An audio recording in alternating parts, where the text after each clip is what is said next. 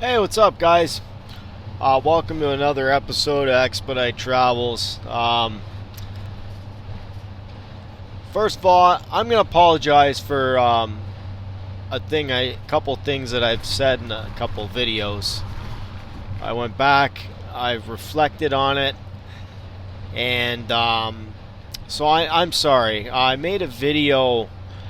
It was last year, and I was with a carrier when I first bought my van, this van I'm in now, and I was extremely frustrated, very annoyed because it just wasn't getting trips, and I seen a lot of people bitching about the Eastern European countrymen and women running curtain sides and yellow Penske box trucks and whatever. And I made some comments about how I thought they're ruining the rates, blah, blah, blah. They're dodging taxes and all that stuff. And I was wrong to say stuff like that. I shouldn't have said it. So I apologize. You have to think these people are coming over to, I'm sure they're in Canada too, Canada, the US, to better themselves and their families, better themselves, right? Get a better life. And they come over and they work. And are they running for a reduced rate? Yeah, they are. But to them, you got to think their mindset and where they come from. Okay? Like, for instance, if you're used to getting $30 an hour and then all of a sudden you lose your job and go to a $15 or $14 an hour job, you're going to think that's garbage, right? But if you're realistically making $3 or $4 an hour and you come over to America or Canada, North America, and now you're getting $8 an hour, you think that's the greatest thing since sliced bread. And you have to think of their mindset. It sucks for us, but on the other hand, they're happy because they're making good money. They're going to go back to their own country. They're on a work visa. Maybe they'll stay. Who knows? But I was wrong to say that they're the ones ruining the industry, because that's not true. All of us are ruining the industry when we decide to take cheap freight. Either we don't know about it, we think that's a good rate, we're not educated enough, but we're all the problem, every single person. And to try and fix it, it's going to be very hard and almost impossible to fix. So I apologize if I offended you when I said that. I was wrong. I'm going to own up to that. And you got to think, when they come over to North America, their standards of living is a lot different than what we have. So they go without air conditioning. Some of them go without heat. They just have a sleeping bag and a pillow and some clothes. And their lifestyle is different than what we are accustomed to. So you got to think of the way that they grew up, maybe without a furnace. They had a fireplace or whatever it would be. And they did without a lot of luxuries. And that's fine. There's nothing wrong with that. As opposed to somebody from North America, they get into, I want an air conditioner. I gotta have a diesel heater. I gotta have this. Got a TV. These guys don't care about that. They just want to make money. Is it going to be easy? No, but they go and do it. So that's basically the way it is. Good on them. Now the thing with the rates, and it does suck that people are not getting over $1 a mile in a van. Some people get into it, and maybe they have an old van, and they don't, in their mind, they don't need to run for $1 a mile. I don't need $1 a mile. I got this old 2005 GMC Savannah, and it's paid for. The only thing I have to worry about is major breakdowns. So I can take 60 cents. I can take 70 cents. Maybe that's just their mindset. I honestly, it sucks when people are not running for the correct rate. You should be the very minimum at least 75 cents a mile. At least. That's like at the bottom of the pile. You should be, you should shoot for over $1 a mile. There's going to be certain instances where you're down in Laredo, and yeah, the rates, I'm very fortunate where I'm at. I'm on a set rate, so if they bid a load and they lose money on it, I still get my money. They've never asked me to take a discounted rate, which is great.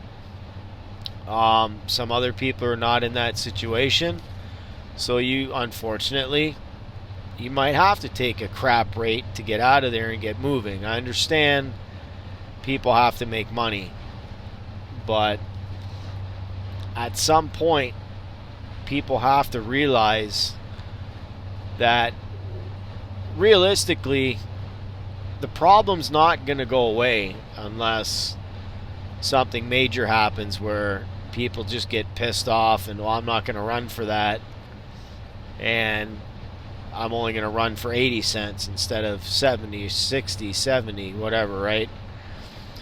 The problem is in our industry, the brokers are still getting paid the same amount of money for the loads, and the double and triple and brokering, where people keep getting a piece of the pie, that's the problem.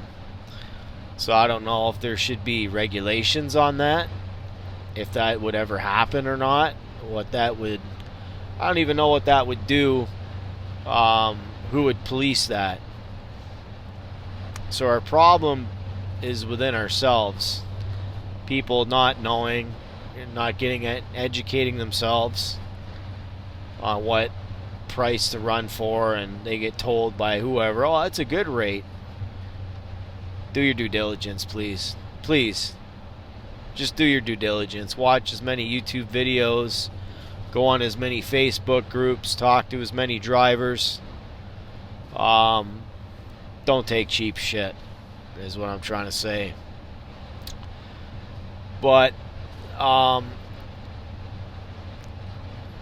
what else was I going to say something else too. Oh, about the own authority thing. Where I come from, I'm from Canada. Our insurance rates are triple of what you guys pay in the U.S. I looked into getting my own authority.